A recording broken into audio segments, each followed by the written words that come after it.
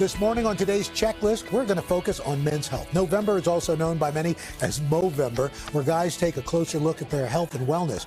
So here to break down the key numbers every man needs to know is board-certified surgeon and men's health advocate, Dr. Cedrek McFadden. Doc, good to see you again. Good morning. Good to see you. Good to see you. All right, so let's start off with numbers that you should go over with your doctor. First up, 120/80. Yeah, so most people know this number, right? This is the blood pressure range, and this is characterizing sort of a normal blood pressure. Now, blood pressures can range. They can vary based on person to person. They can vary based on age, and also it can vary based on gender. Men are more likely to be diagnosed and be found to have high blood pressure. If this number is high, there's some definite things that you can do that can help lower that number. And one of which is reduce the sodium or the salt intake. Now, that may be a little bit challenging because salt's in everything. Sure. It's in our seasonings, it's in our sauces, it's in canned vegetables.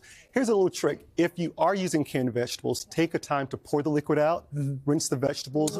You can reduce the salt content by nearly 40 to 50%. Really? What Just about by alcohol? rinsing it off? Alcohol, reducing alcohol as well as making sure you're having good exercise. If that doesn't bring your number down, then what? Well, this is a conversation you need to be having with your doctor, and it's not just one reading that's going to diagnose you with hypertension. It's the trend, and if it's not responding to diet, exercise, you may need some medication. Let's talk about the magic number of 55. Yes. What do men need to know at that number? So this is the age that most men are going to start screening for prostate cancer.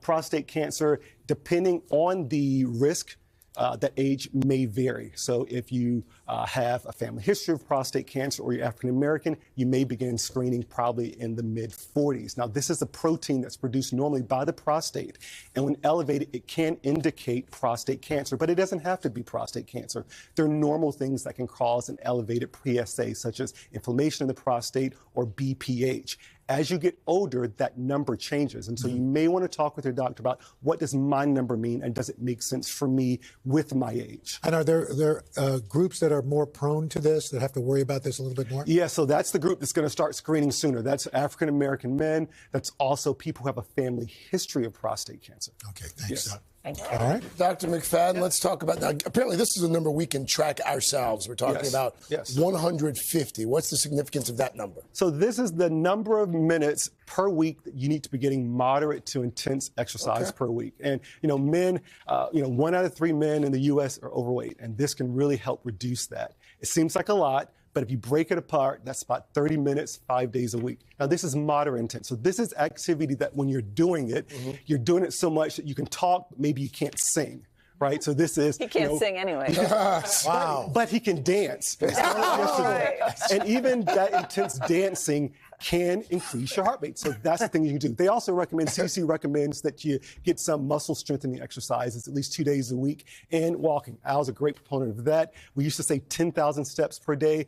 The recent publication by the European Journal of Preventive Cardiology, they've actually brought it down to at least 4,000 steps per day that can reduce the rate of death or reduce the risk of death for any cause, including heart disease. The next number is a range, 4 to 5. What does that mean? So 4 to 5 servings of fruit or vegetables a day. All right. So we have to be very intentional about this. Men don't eat vegetables compared to women, right? So you have to be intentional about getting a daily serving. Now, how big is a serving? So we're talking an apple. We're talking half a cup of vegetables. All right. So if you can plan ahead, take an apple in the car, make it a part of what you use as you drive throughout the day.